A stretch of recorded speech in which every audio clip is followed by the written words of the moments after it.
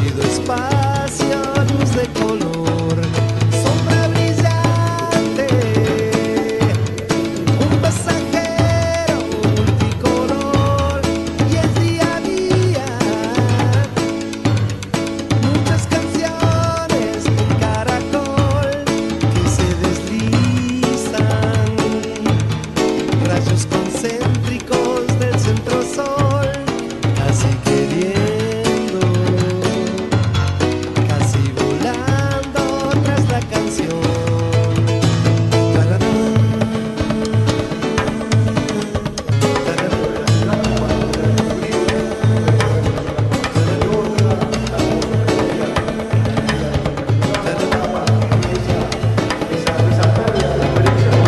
There is one song that I like to sing, 1,000 songs in my heart for you. There is candles with angels for you, for you, for you, for you. There is this place that one day will go. Nobody knows why I love you so. Nobody knows, nobody knows.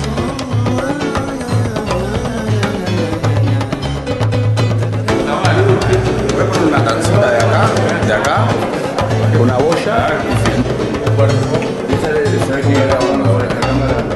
Soy más que algo de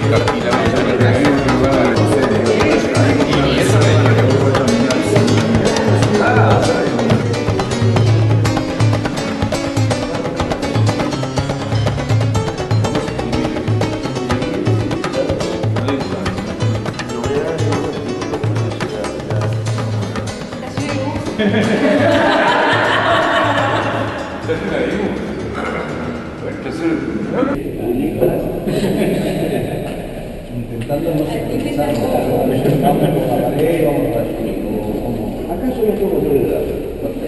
Mientras no me dibuje, el dibujo personal, mientras no me haga la casita de abuelito, las cuantas cositas, 1, 2, 3, 4, 5, 6. Algo para que de la primera cosa.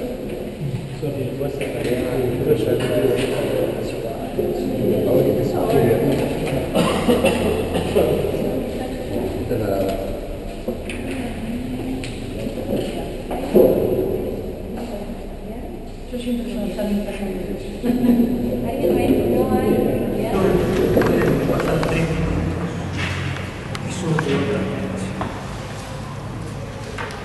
A mí, digo, con el tiempo, ¿no? Capacitando, porque además un cardumen muy salado, ¿no? De maestros, de gente muy entrañable, gente. Vladimir, vos estás sentado a la izquierda. ¿Cómo empieza? A ver, contame qué experiencia, qué significó para vos la experiencia de tallerear, de hacer un laboratorio en la propuesta de Capelán. Contanos qué propuso Capelán. Bueno, a ver. Lo que me recuerdo así de primera instancia, que hizo como un análisis histórico de lo que podrían ser las diferentes familias de producción de arte o lo que la cultura designó como diferentes familias de producción de arte, en tal cultura, en tal cultura, en tal cultura. Entonces, después lo que nos planteaba, a ver si creo que estoy cerca, ¿no? Que yo lo que terminé de entender es que este ámbito iba a ser un ámbito que, si bien llegó a este lugar, este ámbito que íbamos a hacer este trabajo, llegó por estar anteriormente relacionado con esas familias de producción de arte que existieron, divididas por diferentes culturas, que este iba a ser como un ámbito diferente en el cual se iba a buscar a generar producción simbólica a partir de algunos paradigmas diferentes, ¿no? Entonces yo lo que más que nada disfruté muchísimo, primero fue el relacionarme con diferentes generaciones de artistas, ¿no? Porque habían artistas más grandes, después habían artistas de mi generación y después había artistas jóvenes que uno no conoce, que puede conocer la obra y no conocer al artista. Y bueno, empezar hacer ese trabajo, y lo que sí percibí que estuvo muy bueno, el grado de educación en el sentido de respeto hacia el otro cuando se estaba hablando de posiciones diferentes. Eso es una percepción así que me parece que enriqueció el trabajo. Eso tiene algo que ver con el arte, porque en definitiva se podía discutir sobre religión o sobre música, no importa el tema. Para el tema de escuchar al otro, de respetar, ¿le pasa que en el arte se da poco eso? Para mí sí. Puede ser que sea una... Por ejemplo, en la época de las vanguardias era muy difícil que uno escuchara al otro porque uno nacía de la muerte del anterior, ¿no? Pero bueno, hoy día me parece que es necesario poder escuchar por lo menos, capaz que es una deformación profesional, ¿no? Que a veces con tal de ver cómo se produjo la obra de otro para poder entender cómo conservarla, me interesa hablar con el artista y entender cómo opera o cómo piensa. Capaz que es un tema más que nada profesional y no estrictamente del arte, del campo del arte. ¿Qué pensás, Alejandra, sobre el tema? No, que me parece que vos que hablabas de las vanguardias, sí, que cuando moría una arrancaba otra, pero la disidencia siempre sale un poco de los mismos, del efecto de la reunión. Me parece que una de las cosas que está buena, que a pesar de las diferencias, uno puede encontrar que hay cosas que conviven o cosas que comparte o hasta cierto punto y otras que no. Y eso está bueno también, pero lo que decías vos, con respeto podés ser diferente y podés discutir y la discusión no está mal. Me parece que eso es como un ámbito interesante y que acá lo que estuvo bueno es eso, el efecto de reunión con distintas generaciones y distintas disciplinas y distintas cabezas. ¿Pero para discutir sobre qué? Bueno, yo lo que pienso igual es como que hubo más una cuestión más como de intercambio más que de debate. Y al final, ahí sí, al final creo que como el formato era bastante particular, o por lo menos para todos nosotros creo que dijimos todos que era bastante nuevo, no encontramos en principio los primeros días la forma para debatir, y creo que había un exceso de respeto por momentos, que digo, como dando un matiz, ¿no? Digo que por un lado ayuda al intercambio, pero cuando habían ideas confrontadas, yo creo que se nota mucho más las ideas confrontadas en la pared mismo que en los diálogos. Yo creo que a veces habían unas cosas que se ven como por ahí, tan buenas, que me parece que cuando empezamos a conectar, ahí te das cuenta que el otro no pensaba y vos sabías que de pronto el otro no pensaba tan parecido. Ahora, después es discutible si eso se llega a ver para el espectador, pero creo que los que atravesamos este proceso lo podemos sentir un poquito más más en el muro que en la mesa. Sí, totalmente de acuerdo con lo que decía él. Porque sí, la discusión casi que no aparecieron discusiones, fue más de diálogo y como de aprendizaje también, no sé, un montón de aspectos, ¿no? También pero algo puso sobre la mesa Capelán, sí, que era lo que había, el concepto. Estaría bueno decir, a ver, ¿cómo arrancó? Bueno, sí, la frase más usada era producción simbólica todo el tiempo. Para todo era, ¿no? El arroz era producción simbólica, todo era producción simbólica. Eso creo que fue lo que más se repetía. Y bueno, éramos un montón de colegas de diferentes generaciones y todo eso, buenísimo, pero también participaron algunos técnicos, ¿no? Que eso era como los que daban también capaz que un puntapié a los diálogos después y a los planteos en la pared, ¿no? Los técnicos ahí, bueno, no sé, fueron unos cuantos y también con algunos había como más diálogo, otros eran más frontales y exponían su propuesta y tal, no se dialogaba mucho, pero fue muy nutritivo. Creo que una cosa que era interesante que a mí por lo menos me tomó por sorpresa fue que salimos también de la conversación directamente del arte. Es decir, poner sobre la mesa el tema de la producción del arroz, de la soja, producción minera, digo, que por cierto lugar decía Capelán, y creo que también compartimos todos, más o menos, que el artista no teníamos nada más meramente que hablar de arte, sino está todo el tiempo hablando de lo que pasa alrededor. Y hubiese estado interesante en eso, justamente, que en los momentos donde más se picaba, yo creo más que en arte, en el arte no sé si hubo tantas diferencias, sino hubo más diferencias de pronto en posturas, de pronto a veces ideológicas. ¿Qué? Pero con respecto a la minería, por ejemplo, la minería, con respecto a la soja, creo que son los dos puntos más, que hubo más. A mí me pareció interesante porque creo que en un periodo de tiempo donde generalmente las personas toman una postura y después buscan los argumentos, creo que está bueno como que se conversen las cosas para darle volumen, para darle digamos, los matices que merecen las cosas, ¿no? No es tan simple decir soja buena, soja mala, minería buena, minería mala, y después sí elaborar a partir de eso, tomar una postura, que sí creo que me parece lo mejor. Y creo que eso fue lo que pasó acá un poco, capaz que muy para adentro y para afuera hubiese estado bueno. Yo creo que si hubiésemos estado 10 días más, capaz que nos peleamos un poco más. ¿Qué hubiese sido mejor para vos? Creo que sí. Sí, en un momento se planteó eso, ¿no? Sí. Como que esto debería continuar, seguir, ¿no? Porque quedaron como cosas en el tintero.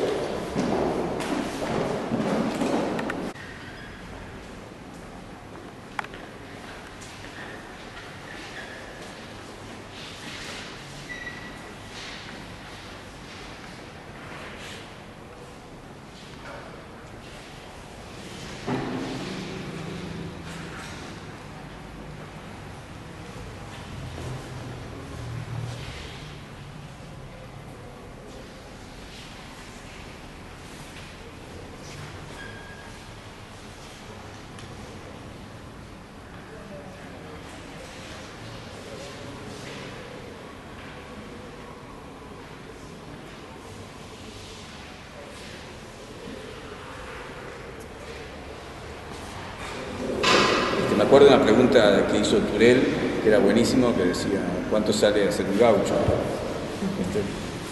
Me acuerdo siempre de esa pregunta, ¿no? ¿Cuánto sale hacer un gaucho? Le preguntaba a un técnico que hablaba sobre soja y productividad y nada más que eso. Ahí está. Y no hubo respuesta, ¿no? O sea, ¿qué quiere decir que había en los artistas tirarse a hacer una conexión o un puente entre la producción concreta de soja, de lana o de hierro a la producción simbólica de contenidos? Y esa pregunta es una producción simbólica en sí misma, ¿no? Sí. ¿Cuánto sale hacer un gaucho entonces? A ver, por favor, respondeme. Si no lo respondió el señor que estaba vinculado, creo que también era vinculado a la lana. Sí, claro, por eso. Y a que se iban a la pérdida de elementos culturales. El elemento cultural Es que estamos exportando esquiladores. Sí, ahí está. Claro, eso es un saber que además no quedaba ahí. Ese fue una cosa como interesante, que hay todo un saber que es propio de determinada tarea, que es muy de acá del campo, y bueno, ahora no tenemos la producción lanera, una de las cosas es que viene en baja, pero los esquiladores están en alza, entonces se hacen comparsas de esquiladores que viajan por el mundo haciendo su tarea. Como el fútbol. Exacto. Sí, algo así. O sea que hay buenos. Eso me estaba preguntando ahora hace poco, que estaba leyendo un libro interesante que después supongo que ustedes ya lo leyeron también. Veo que hay un jugador de fútbol que nace en Salto, Uruguay, y es uno de los mejores del mundo. Pero es difícil encontrar un artista que sea de los mejores del mundo. ¿Por qué será eso? Un uruguayo, digo. ¿Por qué un artista uruguayo no puede triunfar en Inglaterra? Como Suárez. ¿Y por qué no? ¿Puede? ¿Lo existe? Claro, puede. No existe, pero ¿por qué no puede existir? Me pregunto por qué no existe. No, yo creo que existe. Hay artistas uruguayos que están en el exterior que les va muy bien. Es muy difícil desde aquí, tal vez. Los jugadores de fútbol también. Si se quedan jugando aquí, no pasa nada. Se tienen que ir a jugar al exterior. Y bueno, capaz que nos tenemos que ir a jugar al exterior. Si es que queremos eso. Yo no sé si quiero ganar $1 millón por mes. Creo que no me interesa. No es por el interés ese, sino porque el tema de que el arte se ve de una manera. La producción simbólica no es lo mismo que la producción concreta, ¿no? En definitiva, ¿no? ¿Qué hay en la producción simbólica que...? No, lo nuestro es concreto, ¿no? Sí. Ajá. Concreto. Sí. Producimos arte. Yo creo que en las estrategias exitosas de la producción, por ejemplo, arrocera, y las estrategias y cómo han investigado y cómo buscan las determinadas cepas y el arroz es de calidad, no precisa que sea mucho, pero es de calidad. Hay una cantidad de estrategias que si se integran a la cultura, quién sabe si no... Yo creo que el éxito de un artista no pasa por el dinero que pueda hacer o las exposiciones que haga en tal lugar o tal otro, sino en que su obra sea realmente lo que él quería hacer y sea algo interesante e importante. Ahí creo que es el éxito. Después lo otro es cuestiones de capitalismo. ¿Qué dice Vladimir? Y con mi nombre, imagínense. Estoy de acuerdo. No, pero en realidad es verdad, lo que él dice es verdad. Yo con $500 millones ya estoy bien. En realidad Eso no somos nada ambiciosos, pero en realidad, ya que... es verdad, pero a veces, muchas veces uno en el camino de trabajar en el campo del arte, a veces uno también se confunde, ¿no? En pensar que, bueno, sí, yo pienso que esto es verdad, lo importante es lo que yo hago, no sé qué, pero cuando uno no recibe un premio, cuando uno no tiene un reconocimiento, siente frustración. Entonces, en el fondo no deja de existir esa pulsión, ¿no? De saber realmente que lo importante es que el contenido que yo haga sea sincero con lo que yo quiero hacer, pero a la vez quiero obtener un reconocimiento. Reconocimiento sí, es diferente a competir, y el arte, a diferencia del fútbol, me parece que no es para competir. Aunque competimos, porque en los concursos terminamos compitiendo. Claro, está armado de esa forma. Pero no está hecho para eso, digamos. No hacemos arte para competir. Hay un porcentaje de obras que también, digamos, si no tenés el aval ese previo, no la podrías montar, no la podrías hacer. Entonces yo creo que cualquier artista hoy en día, en el sistema que vivimos, inevitablemente tiene que ser producirse. Es decir, más allá de producir obra. Porque tenés que tener estrategia, porque tenés que hacer las cosas, digamos, para que salgan. No es nada más, estoy ahí encerradito y salen las cosas. Entonces, la aprobación, yo creo que la aprobación externa, creo que también sirve para también yo creo que está bueno que saber una cosa como qué es lo que pasa afuera, cómo es lo que ven. Yo me pregunto muchas veces qué carajo pasa con esto, realmente. Y si esto es interesante como proceso, y no sé si es interesante como obra. Entonces, por eso digo, digamos, para cerrar la comunicación entera, digamos, el espectador, digamos, en este caso, bueno, yo creo que un poquito hay que, no sé, pienso en él. ¿En qué en el espectador pensás? No, es que piense en el sentido de cuando estamos, yo qué sé, es como, es difícil, siempre está mal decir que uno piensa en el espectador hoy en día, pero yo creo que uno es el primer espectador. Entonces, siempre me paro una cosa casi esquizofrénica de mí mismo viendo mi obra como si fuese un otro, y creo que ahí hay un juicio, que ese juicio sí lo respeto mucho. El del otro. El del otro yo. ¿Y el del otro en sí mismo? El del otro, yo lo respeto, pero creo que sería imposible trabajar pensando en ese otro, porque son muchos otros. Yo creo que el objetivo de alguien que planta soja es dinero. Claro. El objetivo de un artista no es hacer dinero, es hacer su obra. Bueno, eso Si viene el dinero, necesitas para vivir, Eso no es el objetivo principal. Eso es según el artista. Es un Hay sujeto, artistas que bueno, tienen sí. ese objetivo. Sí, tenés razón. Claro. Entonces, Hay artistas que quieren hacer dinero. Claro. tenés Sí, razón. sí, y no sé si tampoco, bueno, eso es genial que se junten 4 personas porque ya se empieza a discutir de todo, ¿no? Me imagino con 11 lo que sería. Entonces, ¿cómo funcionó Capelán con el tema de coordinar todo el mar de opiniones y de... Y estaba bueno, cuando se caldeaba un poco pasábamos a la pared. Sí.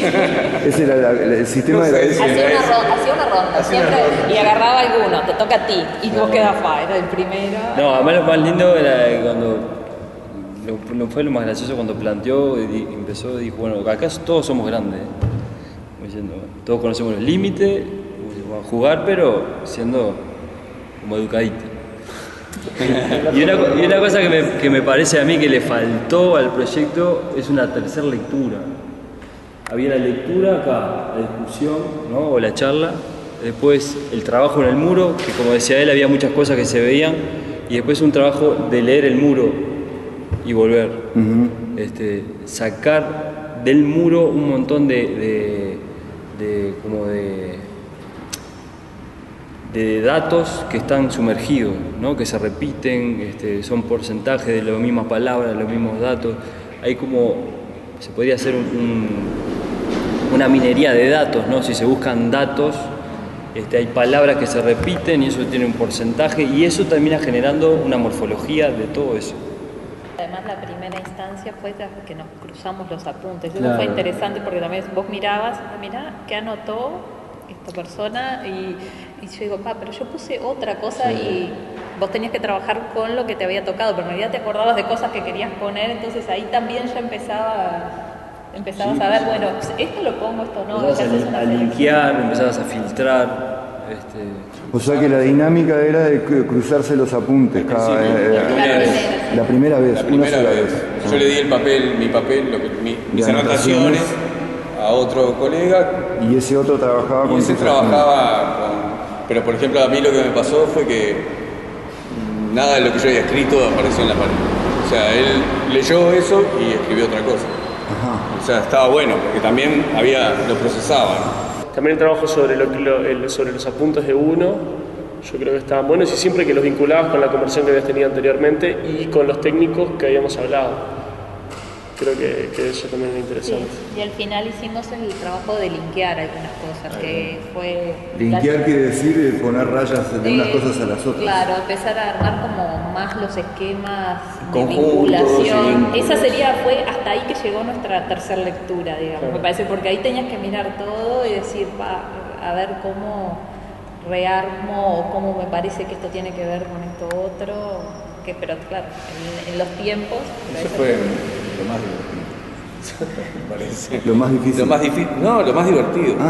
Una cosa que me gustó mucho también es cómo también te quedas pensando acerca de los modos y los lugares que ocupa lo que hacemos más allá, creo que justamente hoy cuando hablamos esto se borra, creo que sí, que la finalidad justamente porque está en un espacio o está en un lugar o está pensado desde un lugar que está fuera del objeto concreto comercializable, inclusive, sí, todo ese tangible, está el registro, pero creo que eso también te hace pensar desde otros lugares de producción que capaz no tiene que ver con lo concreto, tiene que ver con otro, con lo político, con lo simbólico, con otras cosas que también aportan, que capaz hay que ver en qué lugar se pone dentro del esquema de producción para que también sea sustentable, porque si no el artista que crea desde ese lugar queda fuera de todos esos espacios.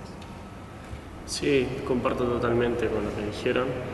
Creo que lo más interesante fue el proceso y sí, total, aprendizaje total para mí de los más chicos, estando con artistas más grandes y con Capelán, es aprendizaje puro. Y hasta hoy la conversación sobre pintar la pared de blanco ya parece que está buena y me parece que es como eso, ¿no? Llevarlo digamos, como materializar eso, va a desaparecer esto porque esto nada más representa un proceso. Bueno, muchas gracias, amigos. Hasta la próxima. Es una mesa cuadrada, pero está bueno lo de la mesa redonda. Mírala, qué linda viene. Mírala, qué linda va.